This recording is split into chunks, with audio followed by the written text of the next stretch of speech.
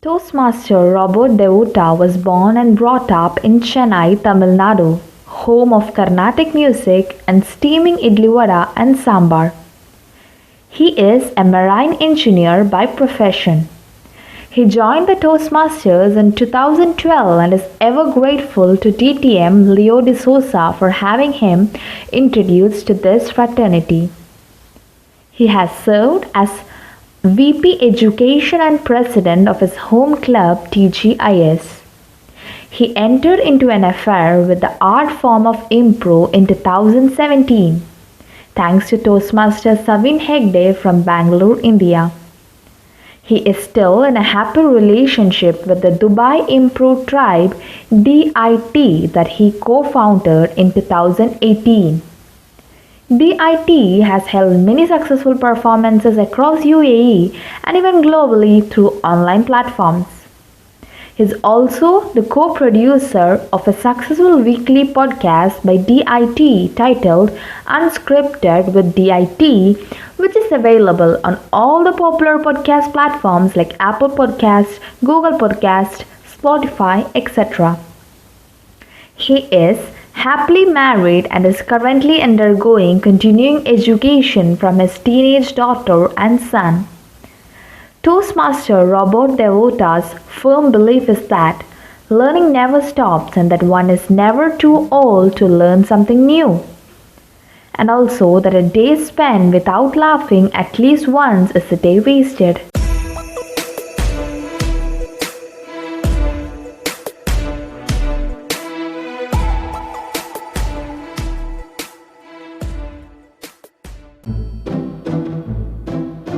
Educational session in the form of interviews, which is well appreciated by the community. It is now time for a much awaited segment. Today, in our midst, we have an esteemed personality, a speaker, stand-up comedian, and improv artist. Please give a huge round of applause to welcome Toastmaster Robert Devotta. To lead the conversation with him, we have an energetic, charming member of TAEGUS Gavel Club. Put your hands together to welcome Cavalier Malavika Manoj. I request both our chief guest and host of the event to check their mic and video before proceeding to the session. Hello everybody, welcome to the 19th episode of Positive Media. Like always, we have another special guest today. To talk about him, he is a speaker, stand-up comedian and an improv artist. Positive Media is privileged with the presence of Toastmaster Robert Devotta. Welcome to Positive Media. Thank you, Malavika. Thank you so much for that warm welcome. How are you doing? I'm doing great. It's such a pleasure to be here in this Gavel meeting with all these bright, young, and cheerful and energetic minds. Wow.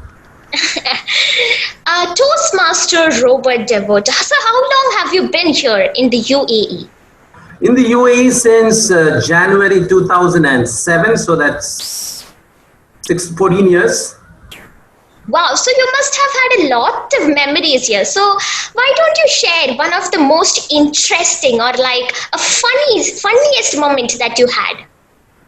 There's lots of interesting memories, but let me share with you my first funny, interesting memory that I experienced when I landed here in UAE for the first time in January 2007 and started searching for a job to work a show. And it was the first time that I am being exposed to Arab nationals who speak English, so I did not know or understand their accents at all. I went about filing my applications to so many different companies that I got from the classifieds of the various newspapers. And I was expecting to receive a call back from one of the companies saying, we would like you to come for an interview. I was eagerly expecting it. And one day, I received a call. And I was so eager, I picked it up and said, hello, yes, this is Robert Devotta. And then the other person on the other end, the way he spoke, I could not understand what he was saying because he was a Lebanese national and he was actually calling me to attend an interview. They had selected my application and they wanted me to attend an interview. My problem was I could not understand his name. I could not understand what he was saying. Oh, Mr. Robert, who is this calling me a robber? No, my name is Robert. Oh, how are you? And I could not understand anything. And when I asked him once or twice to repeat what he had said, he started to get annoyed. So I got worried that I might lose this chance to attend this interview. So I stopped asking him questions. For everything he said, yes, sir, yes, sir, yes, sir, I will be there, sir, yes, sir. And then he put the phone down. And then I said, no, I don't know which company this is because I couldn't ask him also. But luckily, I had maintained a file of every ad that I had submitted my application for. So I immediately ran, opened that file. Then it was like a mystery. I was piecing together little what I understood. He said something about sugar and he said something about Jebel Ali. So I looked at all the companies. Then I realized, okay, so it must be this company that is there in Jebel Ali. And I immediately found out their number and I called back just to confirm. And luckily, I was right. It was that company. I attended the interview and the gentleman did give me my first job here in Dubai. So that was an experience I will never forget. Wow. I mean, that is like totally luck that saved you, I should say. Totally, it was God's grace. Of course, now I can understand Arab nationals speaking English much better, but that was my first time and I had no clue what he was talking about. First experience in UAE, right? Yes. Yes, sir. So you are a stand-up comedian. So what is that one incident that transformed you to a stand-up, like, a humorously speaking person? You see, even before I came into Toastmasters, in my family circle itself, I grew up in a joint family setting. So I had my uncles also around, my grandfather, grandmother, everybody, and they were always such a humorous lot. So whenever the whole family got together around the dining table, or if it was some festival or celebrations, there was always so much of jokes and laughter going on. And what I realized was that the person who cracked jokes got a lot of attention. So from then onwards, I started to put it in my head that how to become funny like this so that I can get people to listen to what I'm saying. Okay. So then I came into UAE. After I came into UAE, I came to my Toastmaster meeting. I still remember as a guest, they called me to tackle a table topic. So I was nervous. But anyway, I went up there and I stood, I listened to what the table topic master said. And they give us that few seconds to compose our thoughts, no? So I also acted like as though my thoughts are all composed. Then when I started speaking, I said, I'm sorry, I have no clue what the table topic master said. Can you please repeat it? And then everybody burst out laughing. Then I realized, oh, so if I am honest before an audience, that also can make people laugh. So that was where my journey to comedy started actually. Wow. I mean, everything is like totally unexpected. True. Yes, sir, kids nowadays are like really burdened out because of the pressure that they get during school, or like, I can understand because I am going through that stage. Like, so they're very serious in nature. So why don't you give them some tips to ease their life out? Malavika, I can totally relate to what you're saying because I'm the father of two teenagers, and ever since the lockdown started and everything went online, my kids have complained that, Dada, Mama, we miss school. Because at least in school, it's only the teachers, it's not our parents who are like looking one over each shoulder, what's going on. But now we are at home 24/7, and even Dada, dad who used to go to the office before, now he's also working from home. So if anything goes wrong, not only you, my father also is behind my back. This is too much. This is so much of tension. So I can totally relate to what you say. But what I do at home is what I will share with you with my kids.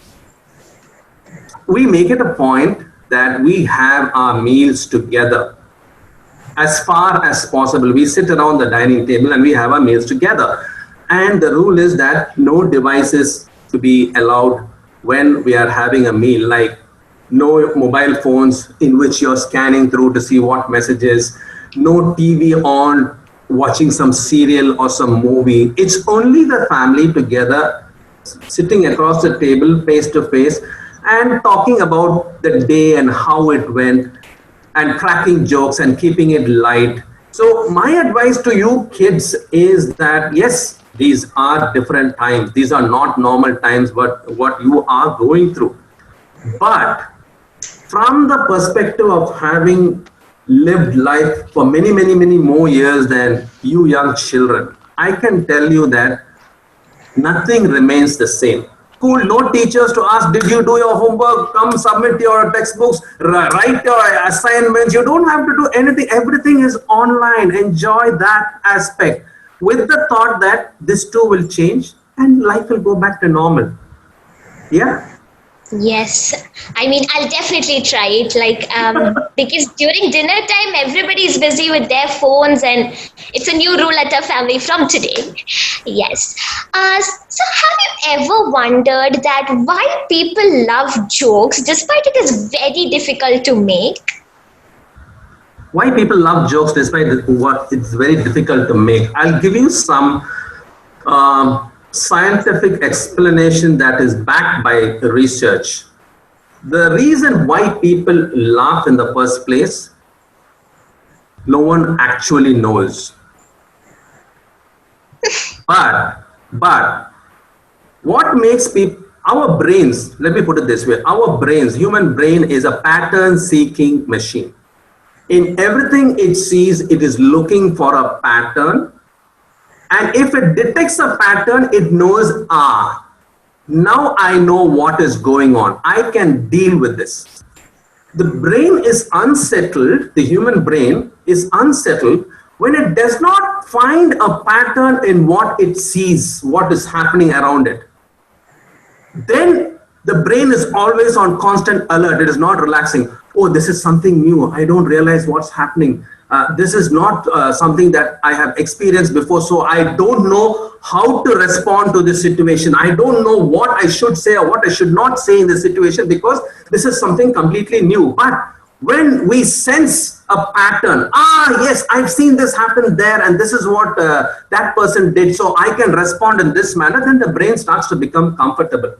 All right? So in a conversation between individuals, it can be just two people, it can be a group. When someone is talking and saying something, as human beings, our brains are already judging what that person is saying, and it is forming a pattern. So based on that pattern, our brains are already predicting a little ahead that this is what the speaker is finally going to say. And then what happens when that speaker says something totally different, the brain is shaken up. And in order to cover the fact that the brain did not expect the speaker to say what he or she said, as a defense mechanism, it starts laughing. And that's how laughing happens in most cases with people. Do you understand what I'm saying? Our brains as individuals, we are expecting, okay, Malavika is saying this, so finally she's going to be saying this, and then Malavika turns it around and says something totally unexpected, and my brain is shaken up, and in order to cover up the fact that I did not expect you to say that, I start laughing. So that is the root of humor. Lead people down a path. Be as credulous as you can to make them believe that you're leading them towards this destination. And then just before they think they are going to reach that, you turn it around and point them in the other direction, and they'll be puzzled and they start laughing. So you have thought about this before? I have read a lot into it because when I started getting interested about becoming a stand-up comedian, I really wanted to know how the professional comedians make it happen on a daily basis. So I did a lot of reading, and this is what I found in all my research as to what makes people laugh, why people laugh. Oh. But it doesn't explain 100% why people laugh every time they do, but majorly this is a fundamental reason why most people laugh. Thank you for clearing that doubt. So one more doubt. You're a stand-up comedian. I personally don't understand what's the difference between a humorous speaker and a stand-up comedian. Okay. The difference is basically a stand-up comedian does not need to structure his speech. He does not need to have an opening, a body, and a conclusion. He does not need to have an opening which tells the audience what is it that he or she is going to be talking about. He does not need to have a main point and a sub point and an additional point, 1, 2, 3, 4 in the body. And in the conclusion, he or she does not need to tie it up with the opening as a speaker would do. He can just take one point and keep on rambling from there to another point, to another point, to another point, provided he keeps making the people laugh. But if it's a humorous speech, even though it is a humorous speech, it doesn't mean that the speech has no point. There is a point that the speaker is trying to make through the humorous speech. The only difference being that he is using humor predominantly as a tool to get his point across to the audience. So there will be a structure to a humorous speaker's speech. There will be an opening, there will be a body, there will be a conclusion. But there will be a lot of humor laced into the speech from the opening throughout the body and even in the conclusion. Reason being, again, research has proved that humor is a very effective tool to engage and connect with an audience. Now, do you understand the difference between a stand-up comedian and a humorous speaker? Yes, sir. A stand-up comedian, the jokes can be spontaneous. Yeah, okay, I get it now. Many of the Gavaliers here, they think that, including me, I would include myself, speaking in a humorous way or like a humorous speech, it is difficult thinking about the fact that what if the audience, they don't laugh at a joke that I crack? So how do we tackle this problem? Good question.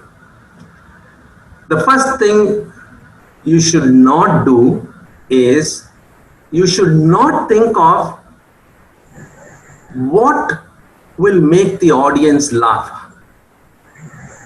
If you're going to think only about that, then your speech will turn out to be a serious speech. What's the point if what you say will make the audience laugh, but it will not make you laugh? I'm asking you a question now. I'm throwing this open to all the others in the audience also. They can put their answers in the chat boxes. What will happen if you as a humorous speaker are delivering a speech and you don't find your speech funny at all? What will happen to this speech? The others can put it in the chat box. Let's see what they have to say. What do you think, Malavika? You're delivering a humorous speech, which you have written with great difficulty, and you want your audience to laugh, but you personally don't find the speech funny at all. So what do you think will happen? Audience won't laugh. So we've got replies. The audience won't find it funny. So, but I think... Yeah, serious speech. But I think it can go anyway. Like some things we don't expect and it can turn into something else also, because I have experienced it. I've taken a serious topic, but they have found it as a Angel has humorous answered it. speech, and Angel has answered it. Angel says you wouldn't deliver it in a funny way. And that is the answer. If you, as a humorous speaker, do not find your speech funny, your entire body language will tell the audience that this speech is not funny for me. 1 minute, yeah. Your entire body language will demonstrate to the audience that you don't find the speech funny. And because of that, your audience will get that unspoken message. There is a connect which happens at a subconscious level between the speaker and the audience. If the audience sense at that level that this speaker is not enjoying his or her speech, then the audience gets the message, okay, so I also will not enjoy it. So there won't be a connect. All right? So this is what will happen if you look at a speech from the audience point of view and focus only on how to make them laugh. As a humorous speaker, you have to first laugh. You have to find what you're going to be talking about humorous and funny. If it's not funny and humorous for you, it will not be funny and humorous for the audience. Let me tell you that. Because the audience will sense it. You don't need to tell them. An audience will sense it when a speaker does not believe in what he or she is talking about. So the first place to start, if you want to start becoming humorous, is to make a note of the things that make you laugh. Because you cannot predict in an audience of, say, right now, even in this room, there are about 20 participants. I cannot predict what each one of you finds funny. I cannot. I don't have that crystal ball. Amazon doesn't deliver it. Now it's lockdown time, so it's all out of stock. But yeah. I know what makes me laugh. I know what I find funny. And I will test it with my family, with my siblings, with my friends. And if it makes all of them also laugh, then I will conclude that it is reasonable to assume that this subject which I talk about has the potential to make this many people laugh. So I guess I can try it out on an audience. All right. So first, you focus on what makes you laugh. Take that, test it with your friends, with your brother, sister, mother, father, in school where you have friends. See if it makes others laugh. If it does, then you can take it to a large extent that, okay, this is good material for me to script a humorous speech and try it before an audience. All right. Don't go the other way around and only think about what makes an audience laugh and forget about what makes you laugh. Did I answer your question, Malavika? Yes, sir, definitely you did. Wow. Okay, so next time all of the Cavaliers will definitely do that. Yes. Sir, you have already established your signature in the leadership fronts as a versatile speaker. So what is your future plan in the leadership ladder, the leadership ladder in the Toastmasters? Like, what is your future plan? Well, my future plan, which has been my plan for the last 3 years, still remains the same. That one day I will complete my coveted DTM title. Just that I have chosen to focus on something else for the time being so that I can make it take form and shape. And that something else is something called improv. I'm utilizing all my spare time to focus on that, to bring it to a certain state. And then I will come back to continue my journey. But yes, definitely I too want to become a distinguished Toastmaster one day. But until then, I shall keep looking at my plan and say, one day, one day, one day. It is a very respected title. Yes. So this is an impromptu question, you can say. I just wanted to know it from you. So is there something in life that you wanted to do, but like you couldn't, or like something like that? Oh. That you wanted to do, but couldn't? Many things.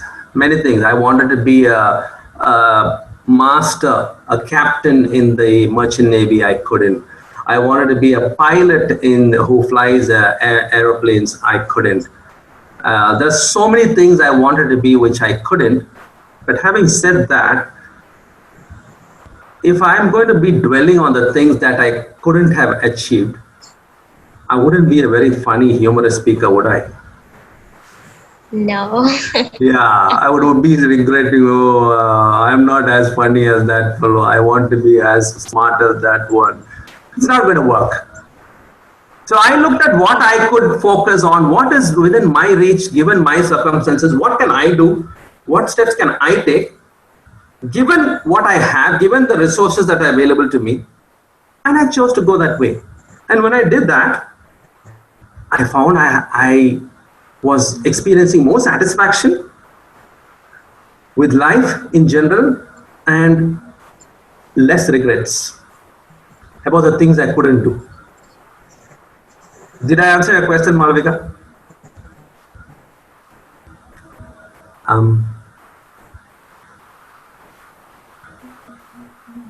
Yes, I think Malavika. We shouldn't waste our time thinking of the things that we have to regret. Yeah.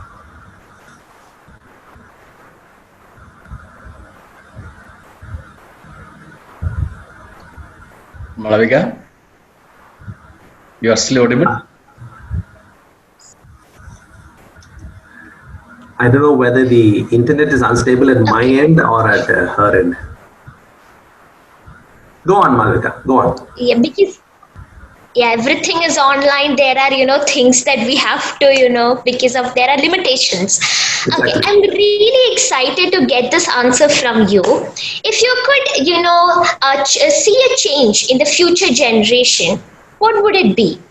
The young generation. In the future generation, when I was a kid, and I have 3 siblings, so we had a lovely time growing up together. But one thing that the elders always kept telling us was, be serious. Don't take life as a joke. Focus more on your studies. Life is not just games. Be serious. Be serious. I remember this one very, very distinctly throughout my growing up years as a kid. But now as an adult, I find a lot of people saying, relax. Don't be so serious. Life is so much more. It's not just your work. It's not just your savings. It's not just your achievements that you're going after. So I'm puzzled. When I was growing up, people said, no, be serious, be serious. Now I've grown up and they say, no, relax, relax. Don't take everything so seriously. My advice to the younger generation is don't lose that child in you. Don't get so caught up with your literary, with your educational pursuits, with your financial pursuits, with your other social pursuits, that you forget to connect with that child that is there in you. Because if you do, believe me, you will start to die a little earlier than what you would have if you had always remained in touch with that child in you. The world will try to take the child out of you. That's the way the world is made now. It tries to make everybody conform to this certain norms so that the world can continue to carry on and function the way it has been doing so long. But if you hold on to that little child within you, you will still be able to see the magic in simple things. You will still be able to experience the joy of the things that people would consider mundane, but there's still so much satisfaction in that. I don't know if I'm being a little too, going a little too deep for all the listeners, all the viewers, other viewers.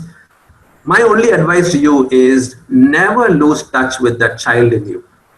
Hold on to that child in you, because that child in you is the one who has the connection to all your artistic potential, to all the things that you want to achieve in life, and how to do it in a totally unconventional way, which now no one else has done it before. That child in you is the one that is your connection to your creativity that is there in every one of us. Yes, I repeat, there is a huge potential of creativity in every one of us. And it can only be found if we remain in touch with that child that is there in each one of us. So this is my advice to the younger generation. Never forget that child in you. Never become so caught up with life and become so serious that you are this old man at the age of 25. No, that life is a long journey. And for that, keep in touch with that child in you. Remain at heart a child while you pursue all the worldly pursuits. And believe me, at the end of it, you will find that your life was lived so much more beautifully. I hope my answer was not too deep for you, Malavika. No, sir, wonderfully said. I mean, we shouldn't. Yes, because I hear my parents often saying, be serious, serious, especially considering the fact that I'm having my boards this year. So, yes, so I will, keep that advice in my mind. So I am done troubling you with my questions, and I had a lot of fun talking to you. It was not like an interview, but like a friendly conversation between two, and it was great. And Positive Media, behalf of all Positive Media members, I thank you for coming here and making this episode a wonderful one. And so you should come next time too. When we call you again, we would love to have you once again, and the time should be increased. Yes, so Thank you so much, Malavika, for this interview that we had, for you being such a bubbly host, for the questions that you asked, because they made me think, something which I don't do much, but you did it. And the answers that came out because of your insightful questions were good answers. Even I enjoyed telling them. I hope that the others also enjoyed and understood. If there's any questions, your counselor DTM Vinod Methamel, a good friend of mine, you can give him your questions. He will pass them on to me, and I will definitely answer every one of your questions. All right. Thank you so much for this opportunity given to me by Positivity Media. Thank you so much. I enjoyed it. All the very best to you. thank you so much. Once again, everybody, Toastmaster Robert Devotta with us. Thank you. Both of you deserve a token of appreciation, and it will come in a virtual manner.